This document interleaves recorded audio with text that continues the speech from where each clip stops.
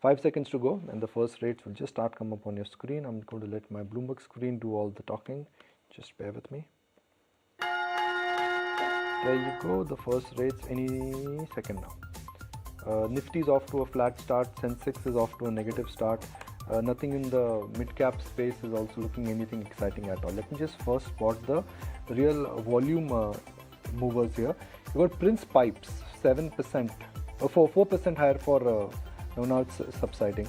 Prince Pipe must have seen a block deal, now it's come down. You got Adani Power, which is up by 4%. You got Precall, which is up by 4.5%. Yes Bank is not going anywhere, Zomato is not going anywhere, Punjab National Bank is not going anywhere. So nothing in terms of large volume gainers which I can identify for you. Now let's look at some of the value dominated stocks. Reliance flat start, IndusInd Bank flat start, Nestle flat start, Tech Mahindra is relatively reversing, and Adani Port is the only one, Adani Power is the only one which I can identify as a stock where the price action and the volume action right now is looking different. Aisha? Just looking at some of the other buzzers in trade and more importantly the newsmakers. I want to see what Precall is up to, what Minda Corp is up to. Both those stocks will just come up for you on your screens because while we've not heard the side of the story from Minda Corp, it seems that they were looking to buy a sizable stake in Precall via the open market, and one part of the block deal has already happened. Minda Corp holding up 5.5% in trade. Let's see what Precall as well is up to and where it's settling in at. A lot of telecom data coming out, and Jio has increased the monthly subscribers quite a fair bit. In fact, they currently stand at 17.8 lakh subscribers, and this is the November data that I'm talking about. Vodafone, of course, has lost about subscribers once again. The December loss stands at 24.7 lakh subscribers, and by the way, for 21 consecutive months, Vodafone Idea subscription levels or subscriber count has only been decreasing. Vodafone Idea down about 0.6%, and Bharti has added more than 15 lakh subscribers in the month of December as against to the 10.56 lakhs which it stood at in the month of November. So these are a couple of stocks which are in focus. Railtel once again has bagged an order from the Bangalore Metro Rail Corporation. Schaeffler India came out with its numbers. The EBITDA is up almost over 20%, margin uptick of about 40 basis points. There's of course HAL and Bharat Forge as well in now an MOU with Defence Ministry for development and production of aero steel alloys. So look out for this space. In fact, HAL, BEL, the entire defence pack was on a tear yesterday, and this entire pack continues to hold a buzz even today as we speak. Let's see what HDFC is up to. That sizable bond issuance we've been talking about. We heard from KK Mistry as well on that same. 0.5% lower is where HDFC has started off in trade. And now, of course, I want to check in on the big move that you had in ONGC yesterday, or for that matter, what we've been seeing on TechM for the last two trading sessions. TechM, remember, has put on almost about 11% in the last two trading sessions. Today, it takes a bit of a pause, 1.25% lower for TechM as we speak. For the Nifty, yes, we've gone back to sub that 18K mark, but Kunal, it's a less than 0.5% downtick at a time when you had an over 1% fall for US equities across the board. This is not bad. Yeah, it's not bad. Even the list of stocks which I was actually looking at, there's hardly any major percentage cut into these names, and I'm talking of the names which have been showing good price action for themselves over the last couple of days, which means that it's not an immediate withdrawal of positions or unwinding of positions into these stocks. Traders are still watchful. They would probably expect that maybe the first couple of hours of the market settle off, then they would probably build on to the positions and the gains which the stocks have shown the last couple of days. The stock which I would look to trade in the opening would be from the mid-cap IT names. First Source Solution, I think, is something which looks very attractive on the charts. 118.19 is where the stock is trading right now. Looks attractive for a potential near-term target of 128 plus. All right, watch out for 128 plus on First Source Solutions. Jay, looking at the screen right now, the fact that it's a measured fall in comparison to what's happening across the rest of the globe, your first trade? Well, see, in this, fall or in this dip, I would say that one could be eyeing to buy TVS Motors. The stock has provided a very nice breakout from a falling channel since past couple of trading sessions. We have seen a good long build-up happening here as well, and I think it's just the retest of the breakout level that's been happening here.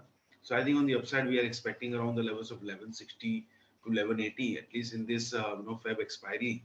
So for a week from here on, for the expiry, I would say that TVS Motors can be bought at these levels. And on the lower side, I think that 1070, 75 is a very crucial support range. And till the stock is holding on to those support levels, the probability of a bounce back and further uptrend in this stock is quite high. Prateek Agrawal joins us now. Let's take our conversation forward. Prateek, good morning. Thank you for joining us. Uh, Prateek, this year has been a hard year in terms of news and in terms of the global macro setup. FIs have been selling. There's Adani sell-off fiasco. Markets are trying to digest that what's coming next. But are you somewhere surprised that despite avalanche of news, an avalanche of bad news, markets are still firm?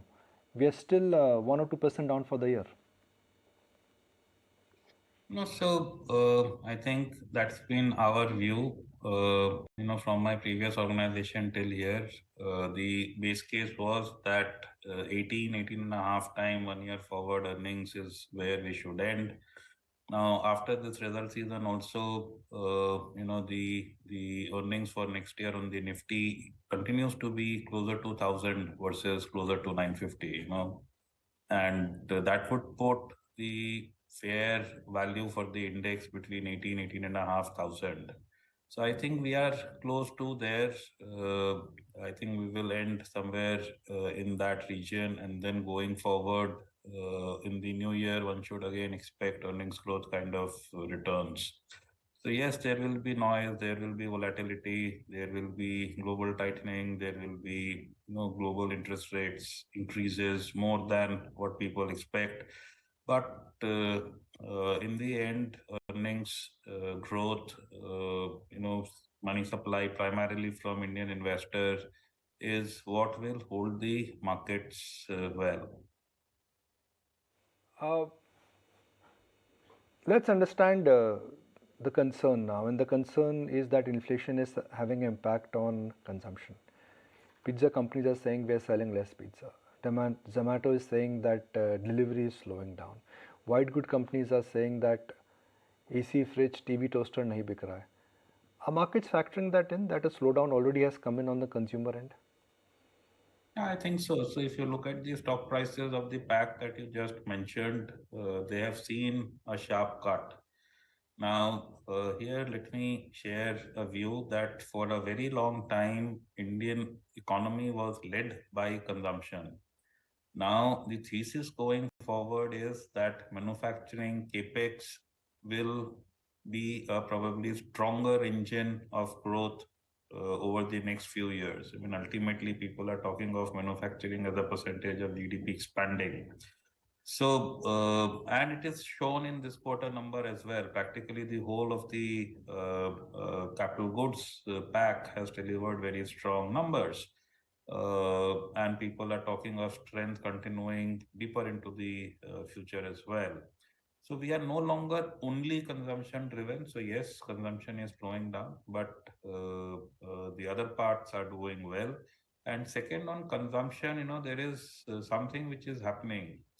We understand this has been a K-shaped recovery. So one section has done very well, the other section has not. Now the section that has done very well was probably, ordering food at home before, and now is maybe going out and having food. The same guys can't do both, and that is probably resulting in some sense of slowdown also, till the well-being spreads to a larger section of the society, which again I expect will happen in the next fiscal. So the economy, as it strengthens, is now the growth is touching a wider section of the population, and I would be hopeful on consumption as well in the second half. So by that premise, Prateek, besides cap goods, where is it that you find comfort enough to buy even at these levels, or perhaps even add to the current positions? So lots of spaces. Capex, I mean, we spoke on that, so that continues. Defense, if you see as part of Capex, I think that story continues. Banks, versus earlier when people thought we are at peak numbers and it's a 1 quarter thing, and then we will see lower margins, higher credit cost, etc. Now I think banks are saying that the peak is probably 2-3 quarters away. So that space has corrected a bit, should be more investable to my mind. Similarly, chemicals, not all. So it's a very large pack, but the larger names where entry barriers exist, are the names to look at. For some of them, actually, the future is rosier. So I think of the themes which were there, consumption, where both the problems were there, slowing demand and high valuations, is the pack that's corrected. Now, autos, for a long time, there were concerns on transitioning to EV and then hydrogen, and the capex intensity in the interim, etc., new winners emerging.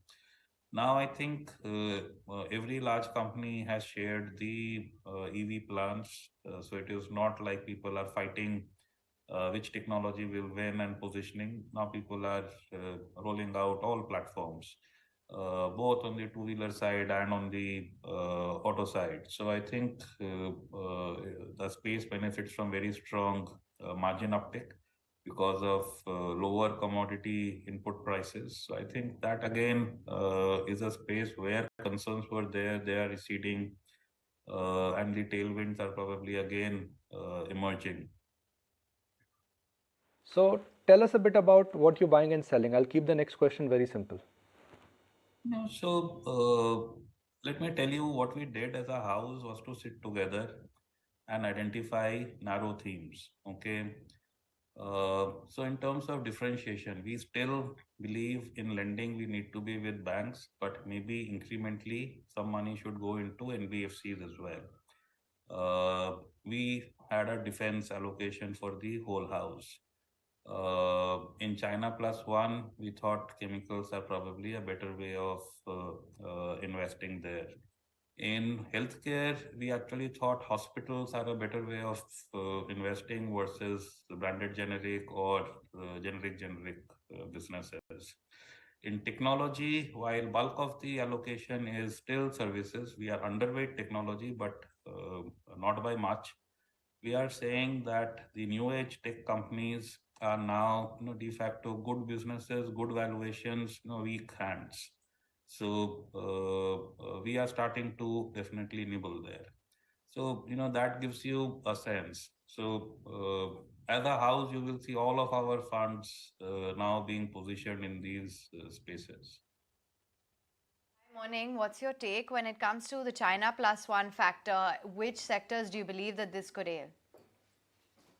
So textiles are benefiting from that, but textiles has a larger commodity influence. I think chemicals has been my personal go-to sector on China plus one for a very long time.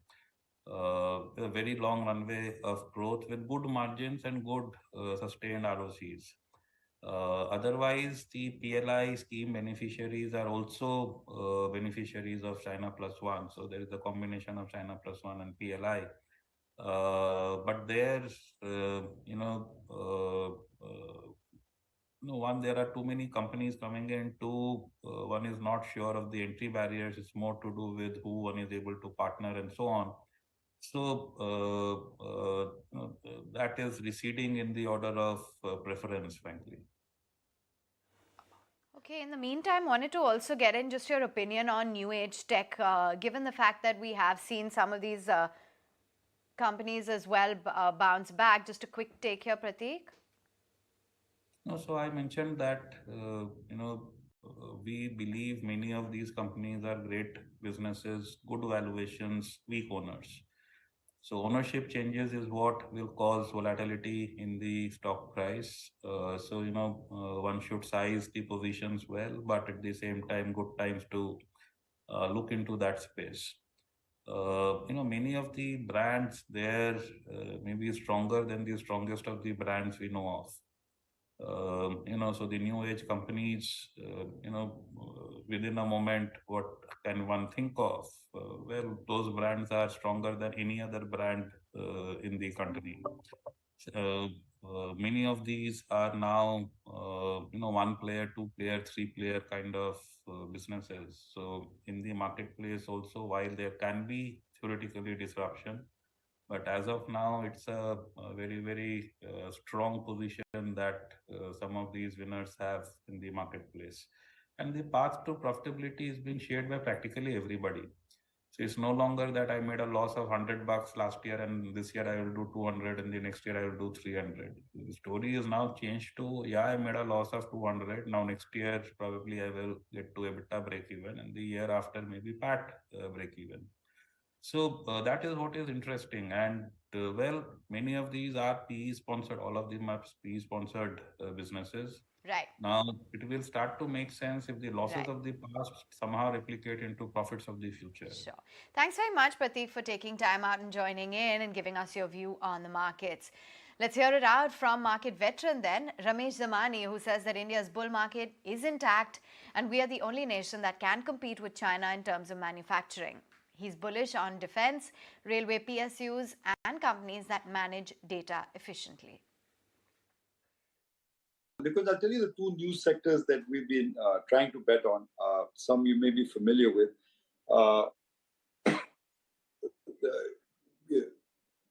Data, as everyone keeps telling you, Nikunj, is the new oil.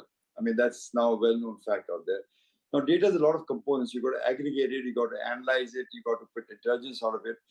Now, if you look at the companies in India that do specialize in data, I think their employee cost as a percentage of revenues is between 60 and 70%, which tells me two things, that this business has come to India because if India is paying 70% in salary cost for this business, it's clearly a business that cannot be done in America or London or Germany. It has to move to India.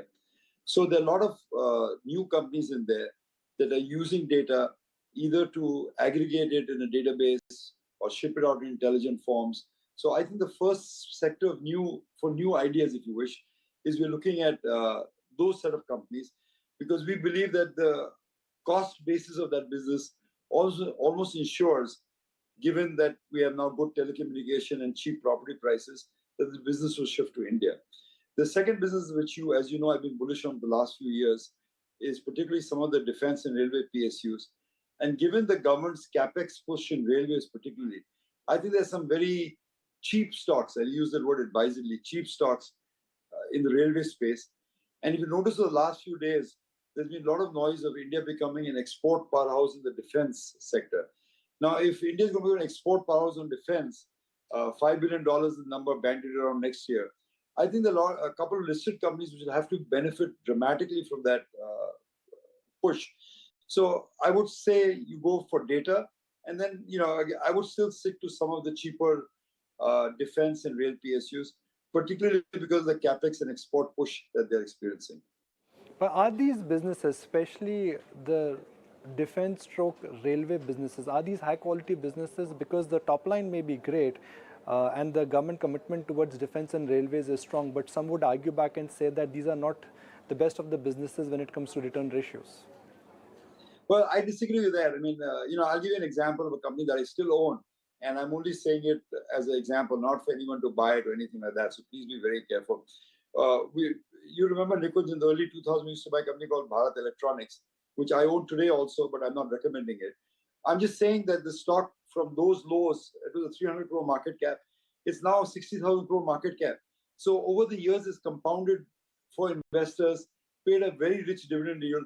So I get very, a bit upset with people who trash, throw the baby out of the bathwater. It is your job as an analyst to find the good from the bad, the good PSUs from the bad PSUs. Don't necessarily look at the resource-rich PSUs or the telecom PSUs, but others look at, just like you can fail in the public, in the private sector enterprises, so many businesses in private sectors have failed miserably. So in PSU, and the aggregate of taking all the PSUs in one basket and looking at the returns of 10 years is misnomer because you're comparing apples and oranges. So look at defense PSU separately, railways PSU separately, commodity PSU separately, and then you'll start making more intelligent decisions. So I completely and totally disagree that the return ratios are bad. In fact, some of these dividend payouts, return on capital, cash flow yields, corporate governance, matches that I've seen in some of the better private sector companies. And at the end of the day, you're making money in them. I mean, that's always the test in the stock market, that are you making sustainable money in them? Because they're paying you dividends and they are, generating cash flow. And I think they are. So, I'm happy, if people are ignoring it, that's okay. It gives me an opportunity to buy these stocks cheaper, which I am. But, we're not necessarily wedded to PSU. We're wedded to good PSUs that are delivering for the shareholders. And we have lots of private sector companies. So if you're not comfortable, all means go ahead with the private sector companies. But if you're an analyst sitting in Bombay and trying to figure out cheapness and value and growth and prospects, I don't see how you can ignore that basket. Mr. Dalmia, you've always, in a sense, emphasized the importance of mean reversion and market cyclicality. There are phases in the market where dividend yielding stocks have done well. There are phases in the market where growth stocks have done well. There was a phase in the market where infrastructure and commodity stocks did well. So for next 3 to 5 years, what phase of the market we are in and what is the template which will work for an investor? Again, the first template we believe, Nikunj, is that we are still in a bull market. That's very important of how you position yourself. We think the bull market will be driven by demographics and by India's geography. So any companies that can benefit from that, maybe it's inward-facing companies, maybe it's companies catering to population bulge, housing finance, or anything else. And these data companies are, of course, export-facing, but we still think there's a value proposition there. So I think having gone through the first 2 layers of understanding that we are in a bull market, we believe that Indian equities will do well, not over the next 6 months or 12 months, because there's no idea how they'll do. But over the next 5 to 10 years, I'm fairly confident that they'll give you a good compounded rate of return. I would invest in those businesses that profit from the demographic bulge that you're facing, from the manufacturing impetus that you're facing, from the service sector that we're still very good at. And, the firm belief that if India is to now compete in the world, it needs to match China in terms of economic heft. So once you kind of understand that, I think it's much easier to find stocks that fit those criteria than, just being influenced by the price of the market going down for 2 weeks or 3 weeks. Mr. Dalmia, when we met last time, we spoke about fintech and consumer tech, and you said that, look, you like the power of some of these businesses because they represent the new way how the demand and the societal needs would change, but you were not very happy with the valuations. Guess what? From euphoria same time last year, couple of months ago, there was fear. Have things normalized for the consumer tech and fintech stocks? I think they have, Nikunj. I think they have. I mean, if you look at the numbers first, all the fintechs and the consumer tech companies report a very strong sales growth, but still profit is eluding them. How good is the sales growth? I mean, if you look at the quarterly numbers, at least, and divided by about, I would say 90%, about 600 million people are their addressable market. The per capita consumption of a food delivery company per quarter, or the per capita consumption insurance company is like 10 or 20 rupees per quarter. So it's very, very low. And I think given the fact that India is going to add 250 million people in the next 30 years, 95% of those people will have access to a smartphone and will access to cheap data. And they've been born post-92, so they're post-liberalization children. And they only know the technology and internet. They're not used to long lines, ration queues, and things like that. So they will be eager beavers, in a manner of speaking, to enter into the fintech and consumer tech space, if you will. So once you look for, then the universe narrows. And I think they're ultimately good businesses, whether it's the food delivery business or the insurance business, they're good businesses. They just came at an extremely incoherent valuation. The market has corrected that. I think if you start looking now more sharply, you will find value in the new tech businesses. And again, I would not try and look for a path to profitability next quarter or next 6 months. But as long as the sales growth remains strong and they have enough money to burn to last them till the profit comes, I think they'll be okay. So my advice is that an initial exposure to these new tech companies is probably warranted. Right. We are looking at a very big change in the macro regime, which is that from an era of low interest rates and low inflation, we are now moving to a normalization of interest rates and high inflation. How will that change the investment template? Well, that used to be the fear. I think that 40 years we had a bull market based on low interest rate, full employment, globalization, and the parameters of that have changed now. So we're going to have deglobalization, higher interest rates. My feeling is that I'm not convinced that inflation is headed to a higher plateau. Yes, it's been sticky and it's been bad. Let's take it India and the US, or India and the West, if you will, just to understand what happens. India we've dealt with high inflation the last 40 years, and it tends to be sticky from a period of time. But India is primarily building a new economy, and the new economy, doesn't require a lot of the old amounts of capex expenditure or the old type of inflationary expenditure that takes place, because you need copper, steel, concrete, a few computers, and off and running for business. So I think we will see inflation from time to time, but it won't be as severe as it was in the 70s or 80s. Now, let's go overseas.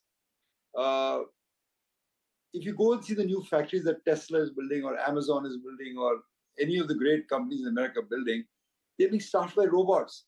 And robots, Nikunj, as you know, work 24/7. So they're 3 times more productive as a normal human being. In fact, in America, you can't find people for a lot of jobs. So if you find that robots, which are cheaper and more productive than human beings, are replacing the human capital cycle, it points to deflation, because you have productivity growth and you have lower employee costs. It doesn't point to inflation. So I think that, we went through a bad phase because we actually pumped up the economy too much in the Western world, and that led to high inflation. But I think beginning next year, inflation will moderate to around 2 to 3% levels. And I think my sense is the fears of high inflation trajectory are probably misplaced. Okay, that's the word coming in from Ramesh Damani. Let's quickly see where, the markets have settled in at, and mildly lower. In fact, for the Nifty futures, we are still at that 18K mark. Ipca Labs, Nestle, LTTS, Idea, FSL are some of your rank underperformers. Cement as a pack is the one which is seeing a fair amount of traction. So India Cement up nearly 2%, Ramco is holding up, JK Cement is up 2.5%, and so is Ultratech Cement. It's cement all the way, which is the one big winner. But here's our exclusive chat with the top newsmaker of the day, and that's got to be pre-call. The MD Vikram Mohan told us that they do not know anything about the Minda Corp stake buy. It's come as a surprise to us as well. The promoters stand absolutely committed to the business. We have turned around the business. We are on a very, very strong financial footing.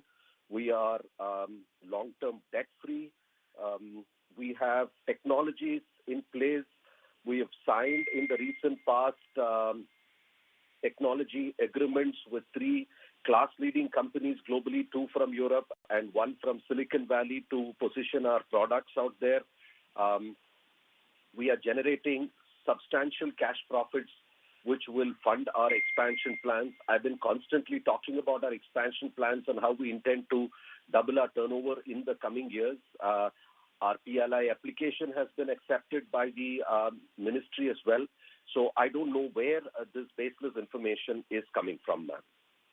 So, Mr. Mohan, if let's say Minda goes ahead with a secondary book building offer of 15.7% stake, and where the promoters of Precall are not looking at selling or participating in any open market transaction, then it is an hostile takeover attempt. It is not a hostile takeover attempt, if I may say so, because I have spoken ever since this news broke to certain sections of the institutional investors who are all very, very strongly backing us at this point in time. So I don't see how it could be a hostile takeover attempt. Secondly, our share price closed at 209 yesterday, I don't see any reason why shareholders will sell at 209 at the current market price. But that's exactly the point, Vikram, because it's a sizable block deal, right? Almost 4.2 to 4.3% equity has changed hands on the exchanges. So what's the next game plan now? Any firefighting, any ammo that you would have in case, this turns out to be a hostile takeover? Who bought, who sold, that we'll only come to know later this evening? We are working with our investment managers and our internal armory to see what else we can do, because I think it's a little early in the day right now. But we stand committed to this business, and that's all that I can say. And we will not allow a hostile takeover. We will have our counter offers, if necessary, at the right time. What is the current ownership of the promoters, sir, in the company? It's 37%. Okay. It's 37%. Would you be looking at increasing your stake from the open market operations? Not at this point in time. I wouldn't like to comment on that. Do you have any existing business relationship with Minda, or this is more like a bolt out of the blue suddenly coming out which you were not aware of? This is a complete bolt out of the blue that I was not aware of. We have absolutely no business association with Minda. In fact, they are our competitors. All right, just revisiting that conversation that we had with the management of Precall. As of now, the shares are down about 0.5% or so. But let's get a move on then. And UCO Bank is in the news, largely on the back of numbers where the profits have surged. There's been an exceptional interest recovery. And let's find out a little bit more about their loan growth as well as deposit trajectory. Soma Sankara Prasad is MD and CEO at UCO Bank and now joins in on the show. Thank you so much for taking time out. Now, just let's look at your deposits this time around, because that seems to be a bit of an issue.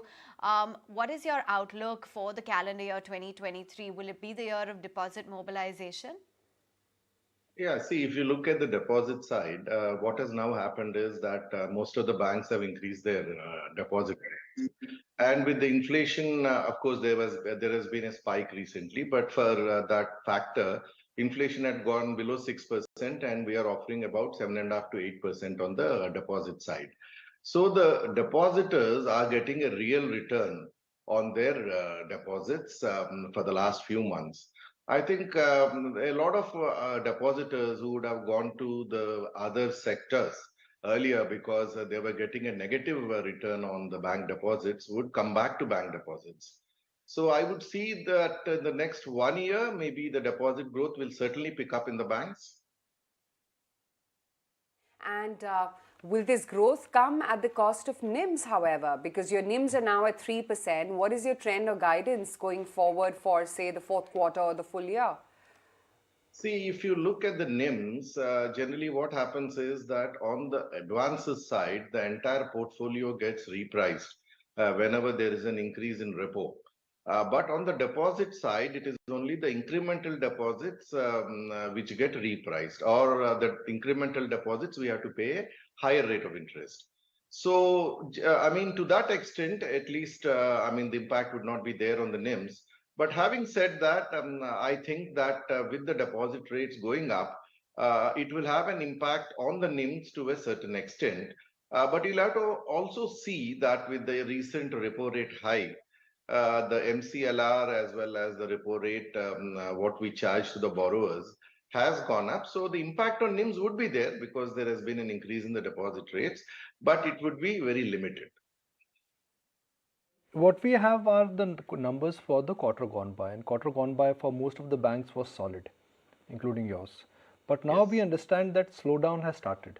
With the exception of corporate book, the retail book is slowing down. Auto sales are slowing down. Low-cost housing is taking it easy. Are you feeling any early signs or any wrinkle or a tremor of slowdown? We don't find any signs of slowdown on the retail side so far. Because see, we have ended the third quarter, our home loans have grown by about 19%, the car loans have grown by 19%, the personal loans have grown by 23%. And going forward, I would tend to believe that the inflation would definitely moderate in spite of the recent spike, which I would see only as a blip. So going forward with the inflation moderating and with the government's capex spend having its impact on the downstream, the other sectors, I don't think there would be a slowdown as far as the retail loans are concerned, or even on the corporate side. How long this gap between the credit growth and the deposit growth is manageable? There would be a point in time at which either you will be forced to raise capital or you would be forced to increase your deposit rates. Yeah, that is true. But generally, see, I think one point which we should, I should point out is that during the COVID time, there was an accretion only on the deposit side, and there was hardly any growth in the advances side, with the result that we had a lot of liquidity in, going into this loan growth. So when we look at the deposit growth of 10 to 11%, I think we should remember that this is on a higher base. Compared to the loan side, because the loan growth was muted, and therefore in percentage terms the loan growth looks large. But if you look at the absolute figures of deposits and advances for the entire banking sector, they are more or less equal into each other, because the deposit base is much bigger as compared to the loan base. But having said that, as you said, all the banks have taken steps to ensure that the deposit growth picks up. Because now the liquidity has become a little tighter, especially in this quarter. So I think you must have seen all banks raising their deposit rates. So I think in course of time, I think the deposit growth would also pick up. And I don't think I foresee any kind of a problem wherein, the banks would be facing an issue when it comes to the loan growth. To Adani Group of companies, I have to ask this mandatory question just to understand. Yeah. See, the Adani Group of companies, our exposure is less than 1% of our loan book. And whatever exposure we have is to assets which are already completed and where there are, underlying cash flows. So there's no concern. Actually, when it comes to this question, which of course you said is the mandatory question that we are asking, our lending is also is only based on underlying assets, which are infrastructure assets, which are generating good cash flows, and the financial closure has happened, and the projects have been completed. So, see, whatever happens on the share price side, but as far as the assets are concerned, there is no issue, because we see very strong cash flows from these assets, and I don't foresee any problem when it comes to repayment. Would you be open to giving Adani Group of companies more loans? Because if your loan is less than 1%, that means you're way below the ceiling limit. And if you're so confident about financing against collateral and assets, would you be looking at topping up if there is a need? See, what we'll have to see is we'll have to look at the project. See, in the project, there is a mix of debt and equity, and banks tend to release their debt only after the financial closure has happened. And on the infrastructure side, we find that there is a strong demand in India, and I think the government emphasis has also been on infrastructure. So if the underlying project is good and there is strong demand, and we see good cash flows and the financial closure happens, I don't see any reason why we should not be looking at those assets. No, but my question was that right now the group is in middle of refinancing, and we are getting mixed signals from other PSU lenders also. So if I may ask you a direct question, that since your exposure to Adani Group of companies is way below the permissible limit, would you be looking at increasing more loan to the existing assets if there is a loan transfer, if there is a repayment requirement, if there is a working capital requirement on all accounts? Okay, fine. See, there is no request as such, but if there is a request, and if the request is supported by if you find that the underlying cash flows are there to take care of my increased exposure, there's no reason why I should not be looking at it, because we look at it purely from the commercial point of view, whether the loan that I give can be serviced by the cash flows from these assets. So as long as the underlying cash flows are there, there's no reason why I should not be looking at it. Okay, thank you so much then for taking the time out and joining in. Good to have you today on ET Now. Thank you. Mr. Prasad, good speaking with you. We're going to take a very quick break on that note with news that we're just mildly soft. We're not really acting as badly as a US or, for that matter, Asia counterparts. Cement continues to be the story today. Of course, Reliance is well pushing higher by 0.5%. So is L&T.